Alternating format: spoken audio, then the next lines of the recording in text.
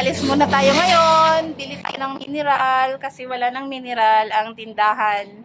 At bili na din ako ng mga anang ulam at yung pusa namin ay walang kain-kain.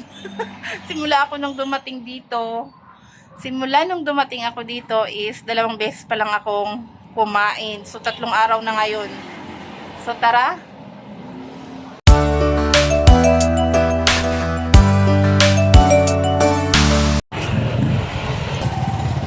Dara sa likod dra, ipakilid dra. Para sa una. Pwede diri. Thank you. Okay na na? Okay. Alis na tayo guys. Ito na naman ang araw-araw kong gagawin dito sa pagbabalik natin. Dahil tapos na tayong magbakasyon. Kayod kalabaw ulit para gumawa ng pera, maghanap ng pera ganun. So dahil tapos na tayong mamili ng konti para sa ating tindahan, ito, hindi ako makapag-atras dahil may mga sasakyan na dumadaan. Maliit kasi isang two-way to, pero ang liit ng kalsada. Kaya ayan, mag-aantay tayo na mabakante ang kalsada na yan.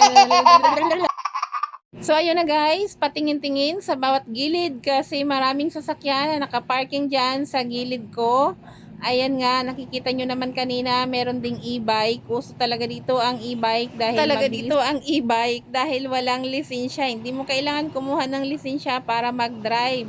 Basta't marunong. Dito kasi, para sa, lalo na pag may mga estudyante, karaniwan, ito yung ginagamit talaga ang e-bike. Lalo na sa aming mga kababaihan. Dahil mabilis gamitin, automatic, o diba? Dito tayo sa palengke, sa bilihan ng mga isda. Nakita nyo naman to nung nag-vlog ako last time. So, ito yung laging ginagawa ko.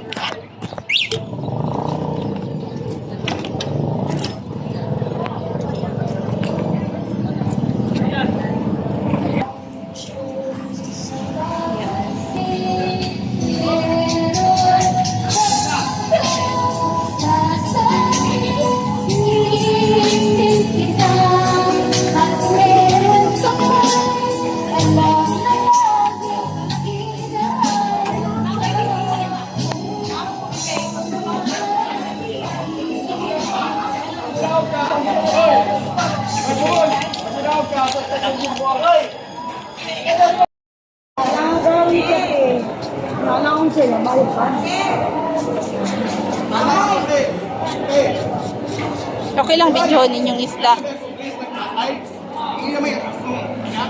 Okay lang videohin ninyong isda. Hanako ha, gamay. Hello! Andito na tayo sa aming munting tahanan at ito na yung nabili na. Ayan. At ito. At sting. Andun sa labas. Hindi pa na ipasok. Nakalimutan ko. Bili pa pala ako ng sabon. Tika lang. Balik muna ako sa labas. Bili ng sabon. Sobrang init. Ang aga-aga. Sobrang mainit. Talaga ang panahon. Ay mga taong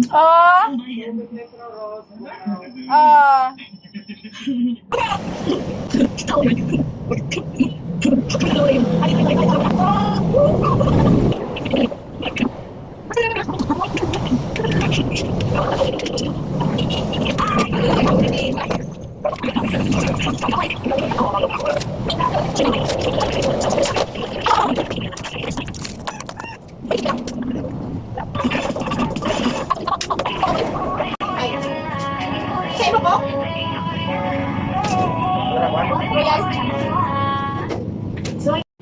At dito nga, habang busy ako dun sa tindahan, ito namang pusa ko dahil nagutom na yan siguro. Ayan. Unti-unti na siyang kumukuha ng aking ulam. Ayun. Buti umalis agad. Nagutom, hindi makapag-antay. Pagkatapos ko, bibigyan naman kita, mag-antay ka lang. Marami talagang tira yan sa'yo. Tinago ko muna kasi gusto kong pagsabayin na lahat. Pati yung mga tinik na kinainan ko kanina. So, ayan na guys. Tinabi ko na lang yung kinuhaan niya.